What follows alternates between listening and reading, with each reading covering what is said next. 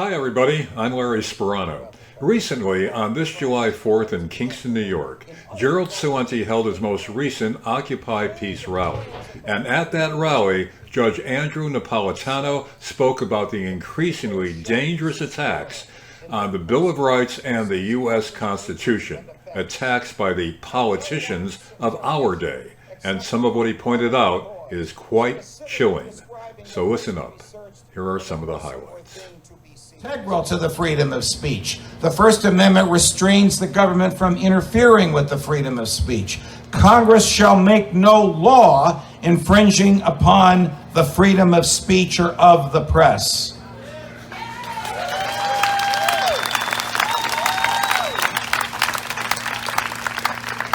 The First Amendment, of course, also stands for the separation of state and church. That's not enough separation. How about the separation of state from the economy? How about the separation of the state from land? How about the separation of the state from our beliefs and our words? How about the separation of the state from the war and military? How about the separation of the state from our personal liberty in our once free society?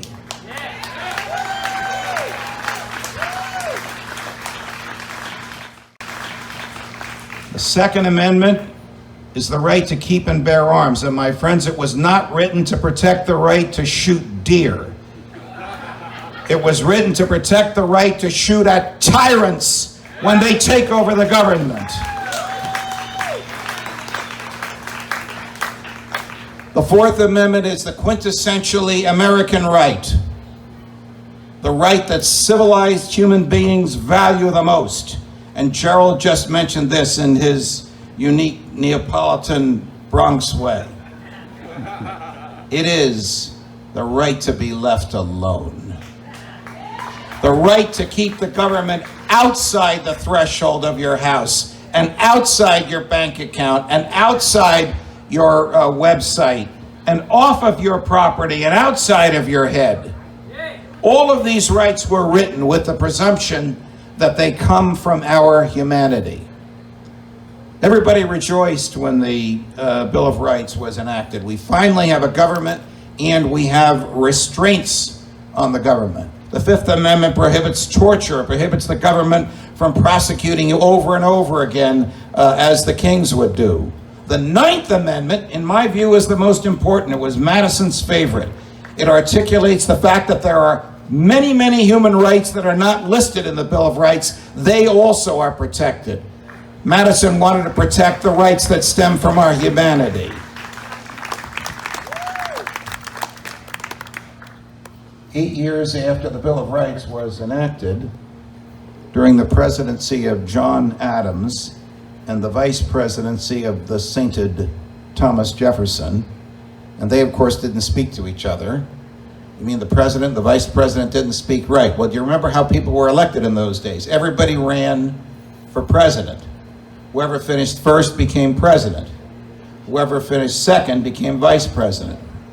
Imagine Joe Biden saying to Donald Trump, would you attend this funeral for me? Or Trump saying to Hillary, I need you to go to Rome today to pacify the Pope. In that era, there spread throughout the United States something that is inconceivable today. Fear of the French. Well, the French had just cut the king's head off, and the French Revolution was bloodier and more destructive of cultural norms than ours. So the Federalists, the big government characters who ran the government, George Washington, now retired, John Adams, the President of the United States, the Federalists controlling the Congress, enacted the Alien and Sedition Acts. Well, what did that do? That made it a crime to speak critically of the president or the government, not the vice president, because Jefferson didn't care what people said about him, and he had them take that language out of there. So the very same people who wrote, Congress shall make no law abridging the freedom of speech, 10 years later, the very same human beings enacted a statute punishing speech. Now, John Adams had a problem that afflicts a lot of middle-aged men, It was his ever-growing waistline. And Mrs. Adams didn't like the way he looked in the sort of muddy, messy, unpaved roadways of the brand new Washington, D.C. So she sewed for him a purple robe. And then she didn't like the way the robe looked, so she put gold epaulets on the shoulders. And you'd see this mountain of purple, as wide as he was tall, walking from the White House to the Capitol building, when he was confronted one day with the Ron Paul of Vermont, who decided to challenge the Alien and Sedition Act. And he referred to John Adams as, "Good morning, your pomposity." Well, Adams didn't like it, but didn't pay too much attention to him. 2 weeks later, with the press in tow, he confronts the rotund, purple-robed, gold-epauletted John Adams and says, "Good morning, your rotundity." And for that, for mocking the president's waistline, this member of Congress was charged under the Alien and Sedition Act with speaking untruthfully about the president. Everybody thought it was a joke, but he was indicted, tried in Boston, 400 miles from the scene of the so-called crime, convicted, and sentenced to 2 years in a federal dungeon in western Massachusetts. And while in prison, he did something rather unique. If you are from Boston, New Orleans, Chicago, or Hudson County, New Jersey, you are familiar with what he did. He ran for re-election from his jail cell, and he won. And when he got out of jail, he and his followers had a triumphal march from western Massachusetts to Washington, D.C.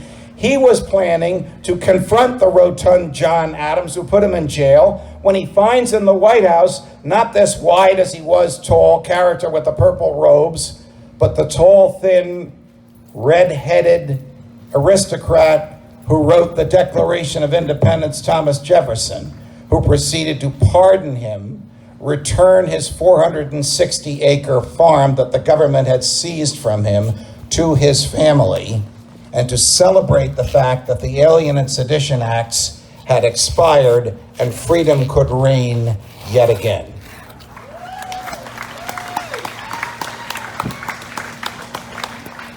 After 9/11, the government enacted a modern-day Alien and Sedition Act, the most abominable, hateful, unconstitutional piece of legislation enacted since the Alien and Sedition Acts, and it was the Patriot Act. The Patriot Act, of course, allowed FBI agents to surveil your bank account, your legal files, your medical files, your mail, without a search warrant. And if you found out about it, you were not permitted to tell anyone. You couldn't tell a judge in a courtroom. You couldn't tell your lawyer in the lawyer's office. You couldn't tell your spouse in the bedroom. You couldn't tell a priest in confessional, because the Patriot Act purported to infringe upon the freedom of speech. So the same mentality running the government in 2001 as was running the government in 1796, they all took the same oath to the same Bill of Rights, and they all thumbed their nose to it because they were more interested in controlling human beings than in allowing us to exercise our freedoms. 2 FBI agents walk into a library in Bridgeport, Connecticut, and one of them has a search warrant in which he has authorized the other to search the records of the library. The librarian is an 86-year-old volunteer. She can barely hear them. "What do you want, Sonny?" "Well, I'm an FBI agent and I'm going to search your records." "Oh, don't touch me." "No, not you, madam, but the records." "What do you want?" "Here's the search warrant." "Where'd you get it? What judge?" "Oh, no, my fellow FBI agent gave it to me. Under the Patriot Act, one FBI agent, this is a real check on abuse, isn't it? One FBI agent can authorize another FBI agent to search where he wants and seize whatever he finds. The 86-year-old librarian hands it to her 76-year-old volunteer, whereupon she is arrested for telling someone that the FBI was there looking for documents under the Patriot Act. Fast forward a year later, they're in jail, they're in court and about to try this case. And the federal judge says to the prosecutor, "Are you serious? You really want to tell a jury that an 87-year-old partially deaf library volunteer should go to jail because she handed a copy of this so-called search warrant to her colleague?" Yes, that's what the Patriot Act says. Okay, I'm about to declare the Patriot Act unconstitutional.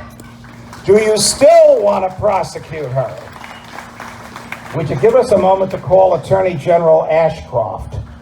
They call Ashcroft in D.C., who panics and says, "Well, for gosh sakes, dismiss the indictment. Bush will go crazy if the Patriot Act is declared unconstitutional." Well, the judge was wiser than everybody in the room. The feds came back into the courtroom the next day and said, "We're going to move to dismiss the indictment." The judge says, "Very good. But before I dismiss the indictment, here's my opinion declaring the Patriot Act unconstitutional."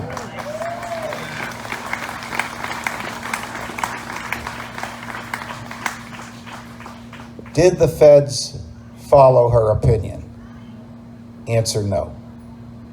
That opinion is only valid in the District of Connecticut, which is the state of Connecticut, which are the limits of this federal judge's jurisdiction.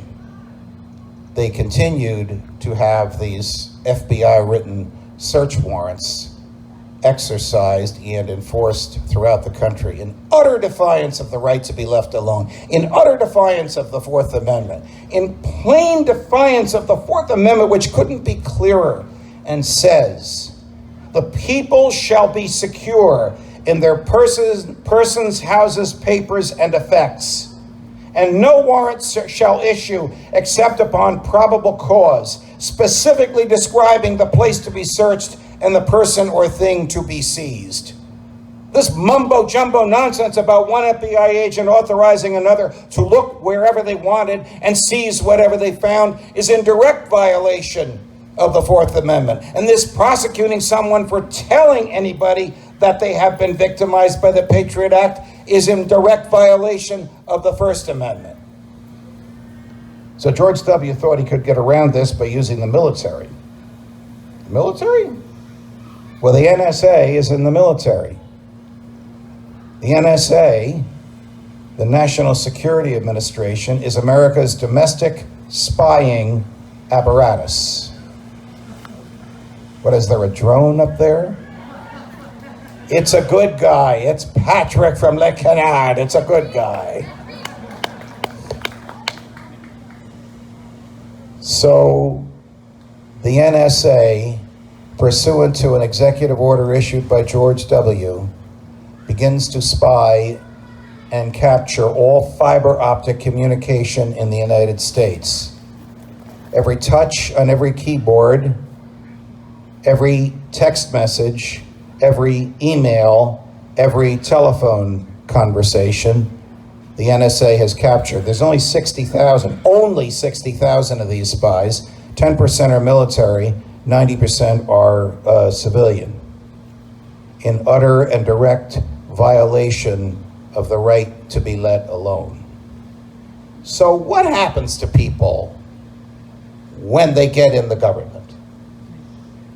Why is it that they take the same oath I did to preserve, protect, and defend the Constitution, which means all the Bill of Rights, which means all the laws that were written, which means the Declaration of Independence, that our rights are inalienable. Inalienable means they come from our humanity and not from the government. The thing that happens to them is what St. Augustine called libido dominandi. No, not that kind of libido, but the lust to dominate, the lust to tell other people how to live, the lust to regulate their property and their economics and their words and their thoughts and their travel. 20 years ago, somebody standing here ranting and raving against the government interfering with our thoughts and our words and our travel might have been considered a madman 10 years ago, maybe, 2 years ago, perhaps,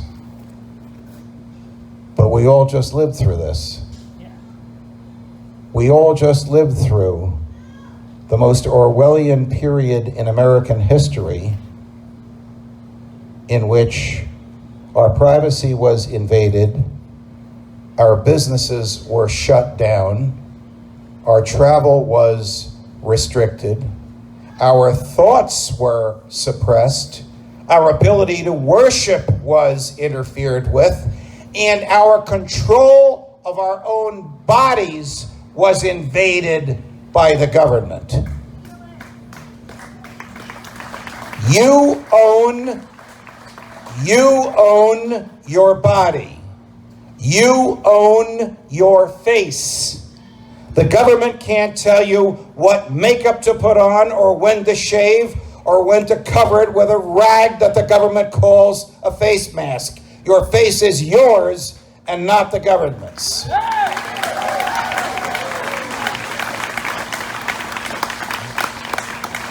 And you own your arm, and the government can't pierce that arm against your will. No judge can order it. No government can intimidate it. No government-owned school can condition the piercing of your arm as a prerequisite for you and your kids to go to that school.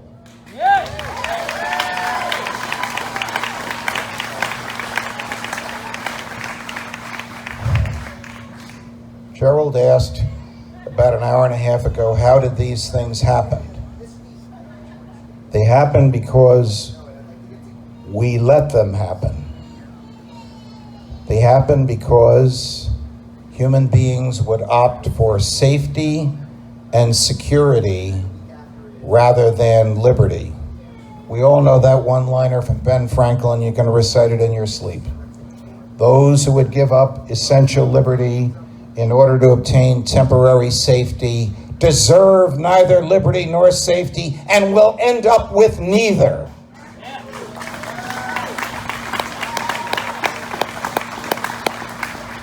Because when you surrender liberty to the government, in order to allow it to address a crisis, if you accept this nonsense that giving up liberty will somehow keep us safe, and then the crisis passes, do you think the government will give the liberty back? Of course not.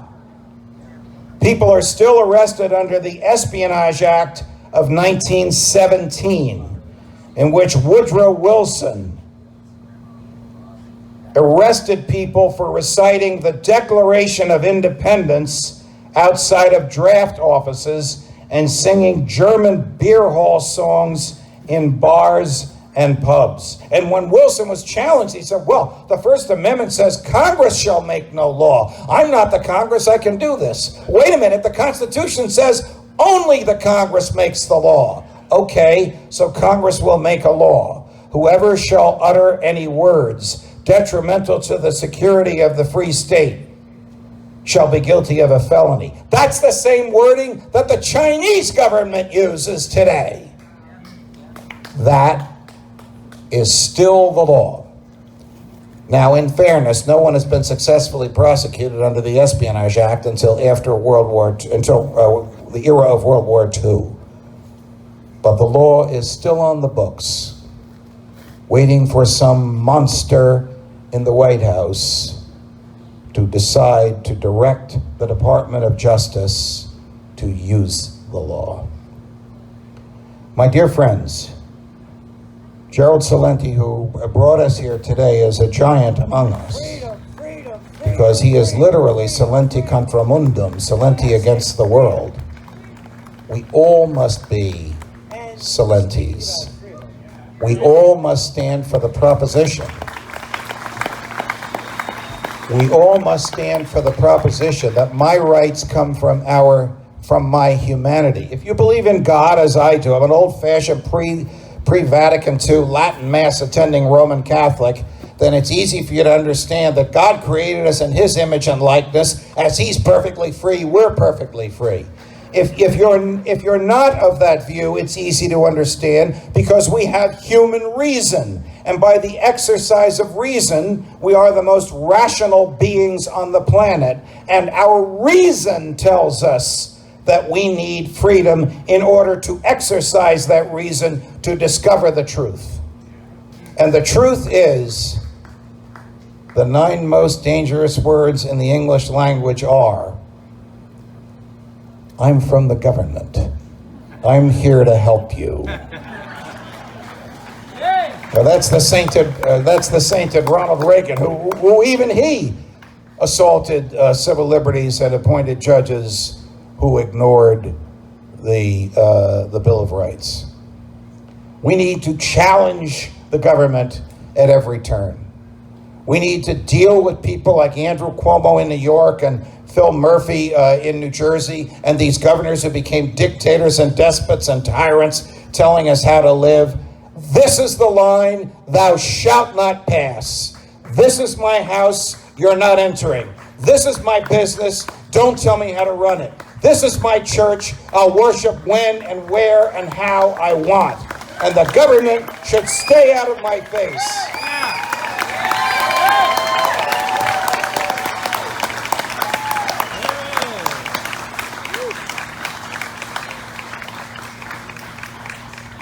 In small anecdotal conversations with some of the folks in the crowd while I was waiting for Gerald to bring me up here, I know that we are of one mind on this.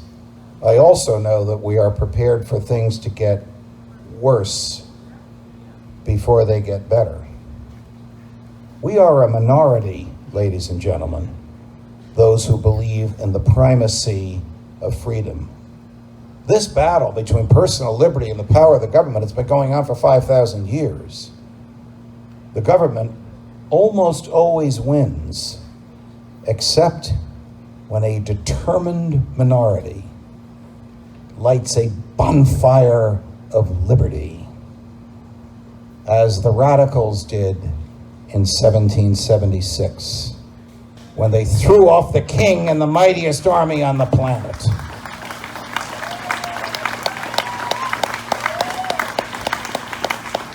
I am not suggesting bloodshed,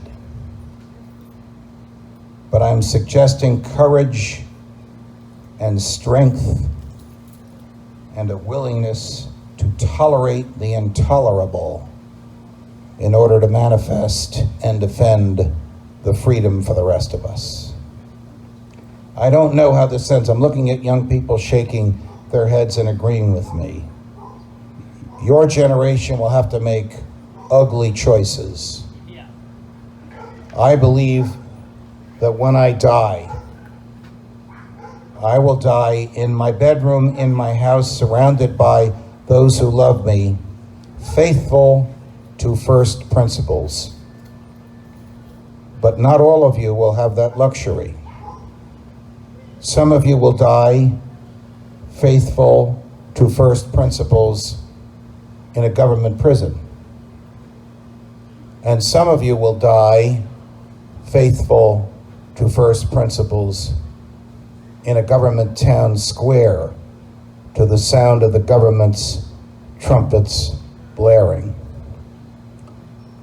When the time comes to make those awful decisions, you will know what to do, because freedom lies in the human heart.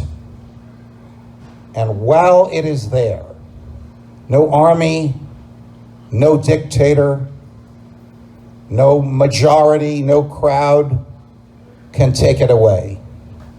But like any good muscle, it must do more than just lie there. Thank you, and God love you.